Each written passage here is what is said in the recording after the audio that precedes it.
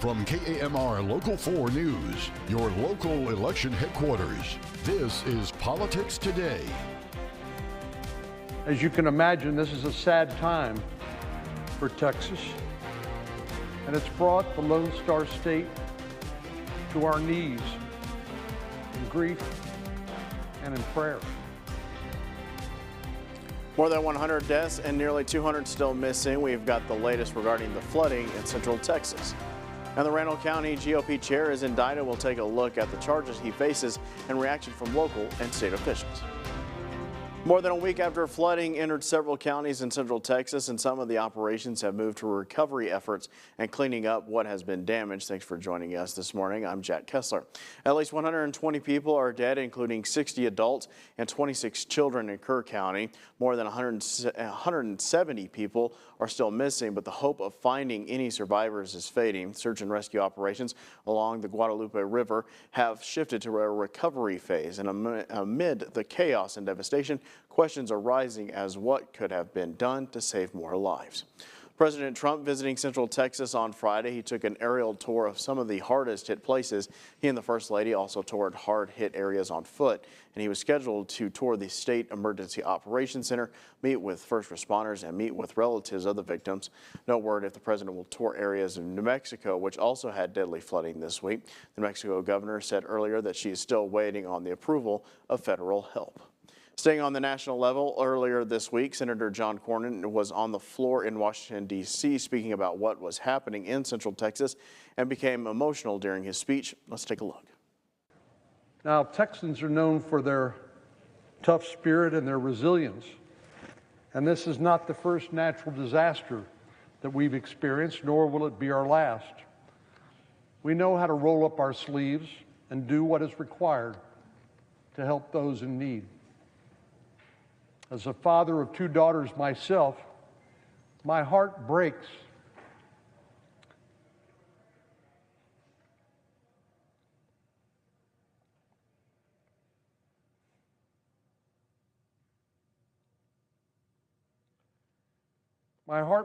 for all those who are grieving,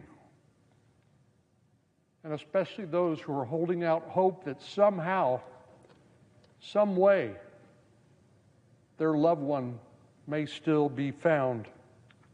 Because when things happen like this, as they invariably do, we all come together as a family.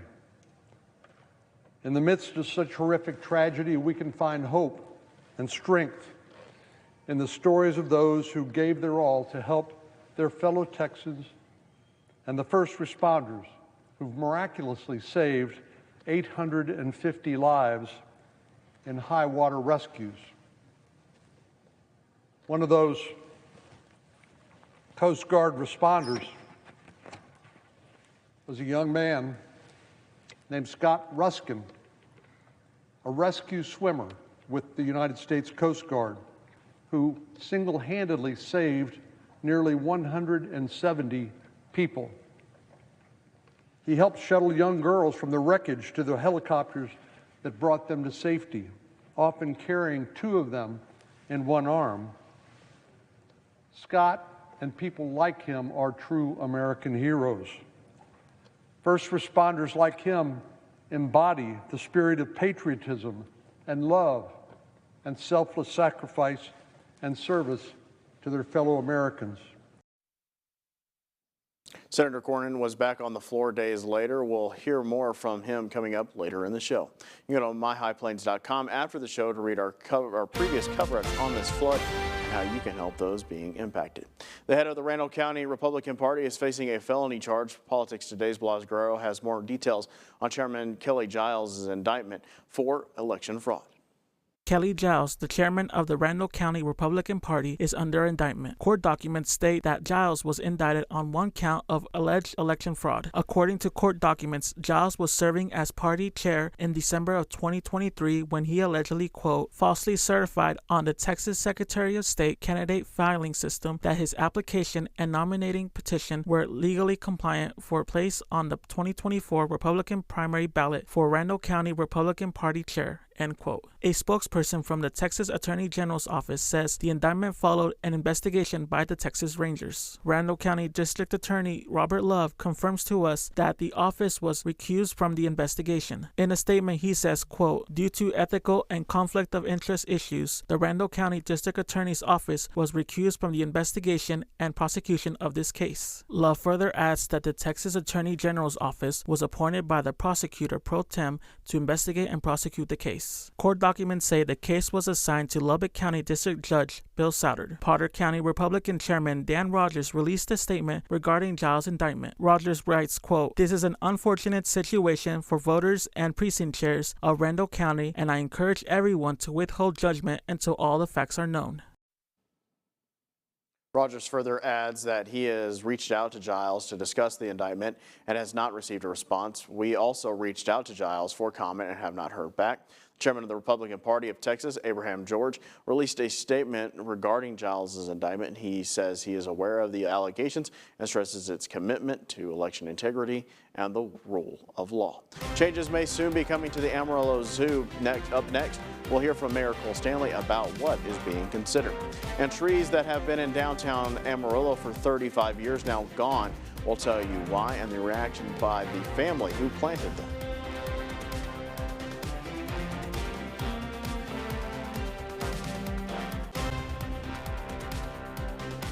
Amarillo Mayor Cole Stanley tells us City Council is discussing and hearing all options on how to improve the operations of the zoo. I spoke with Stanley about what prompted these conversations and what they hope to accomplish. It's a discussion. What we have is interested parties, and more than one, that we want to know what would be your capabilities, you know, what's your time frame, how can you assist, and then really what can we do to partner and collaborate in order to improve that facility. Stanley says discussions have been with city staff and council. It's real important to stay objective as to like what do we as council want to help envision and accomplish for the zoo, and then it'll go through staff as to a recommendation of who they think could best partner. That'll come back for a public discussion. You'll hear all options, and at that time you'd see how the vote would go. Stanley says the zoo's infrastructure is old and the city is limited on what money they can invest for updates. You balance that with the users of the zoo, how plenty of people, plenty of schools, education, all sorts of you know, I would say fun and family and kind of that park recreation style of quality of life are still important to our city. To balance that, what we're looking for is all options. What we found is here's another option of trying to partner with an outsource mechanism that could increase and add to what we're already doing. Stanley adds the conversation got started by a previous council member who was approached by people who were dissatisfied by the current state of the zoo. Now we have something that we think we potentially could act on that will improve the condition of the zoo, condition of the animals, as well as the experience of the customer.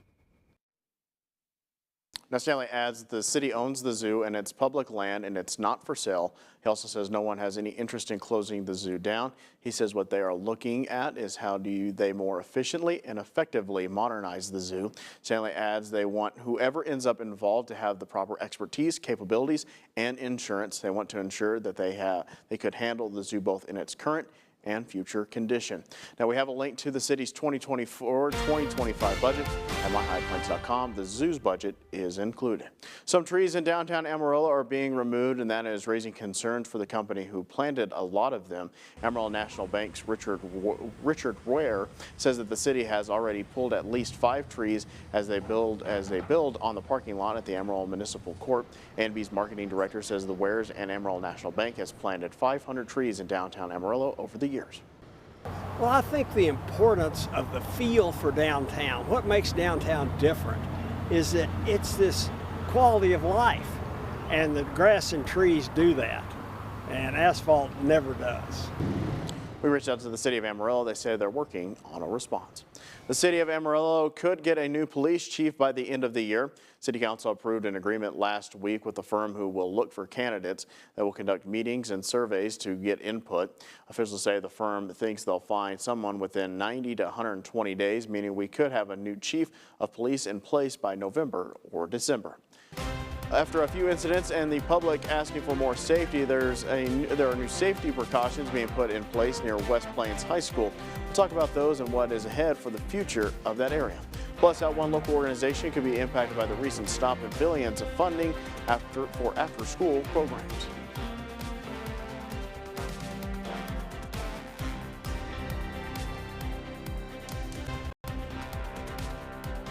After injury crashes, close calls, and complaints by the community, there's another safety measure going up near West Plains High School.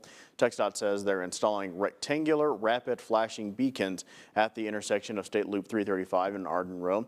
These will have two bright lights that flash repeatedly when a pedestrian pushes the button. TxDOT says these lights alert drivers that there is a pedestrian crossing and to slow down and be aware. You'll remember last month a West Plains student was hit by a vehicle near the school. TxDOT has been studying this area for more than a year and working on ways to make it safer. TxDOT says the flashing beacons can result in motorists yielding rates up to 98% in some areas.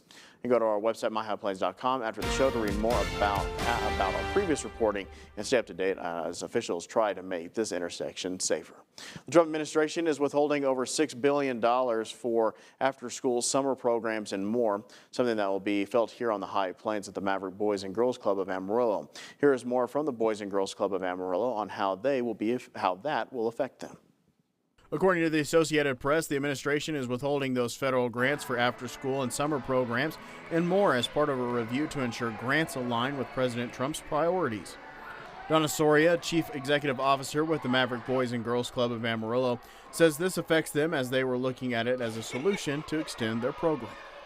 This grant would have provided $2 million so that we could have opened these 5 sites, and it would have allowed us to keep those 5 sites open long enough that we could have gone to find other funding or put on events or raise the money to sustain it and keep it going.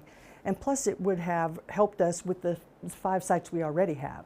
And with the Texas Panhandle having a reputation of being a child care desert, this was really important to us. Soria adds the expected $2 million they would have received was to be used for their new expansion, but they say their old programs will be okay. It does affect us as far as moving forward, but we will continue to serve the kids that we have now, and the way we will do that is the way we always do. We will turn to our community. Soria adds this is not helping the problem that Amarillo has in serving more kids.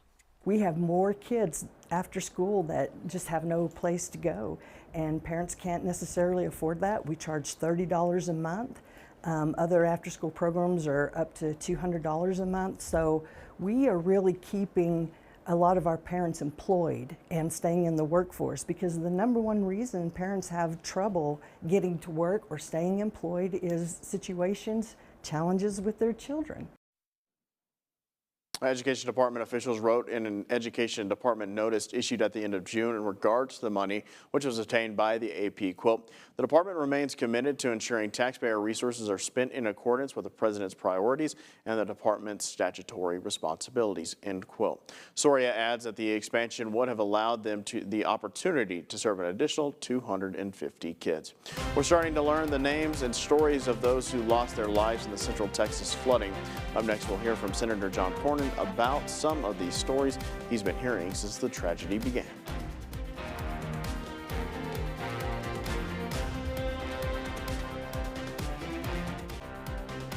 Help from all across the U.S. is coming to Texas after deadly flooding in San Angelo on July 4th and then Central Texas on July 5th and into the rest of the weekend. It'll be a long road to recovery and heartbreaking road for many families. U.S. Senator John Cornyn was on the floor in Washington, D.C. a few times this week. And here's what he told other lawmakers about what is happening in our state. So for many of my constituents back home in Texas, the nightmare is not over. Of course, these loved ones who were lost were mothers and fathers and teachers, high schoolers, and precious children, young children.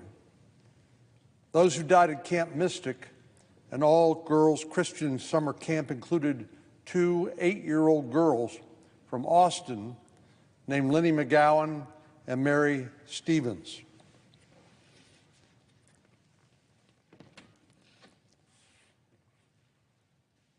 And as hard as it is to look at the pictures of these young girls, I think it's important to remember these are not just numbers.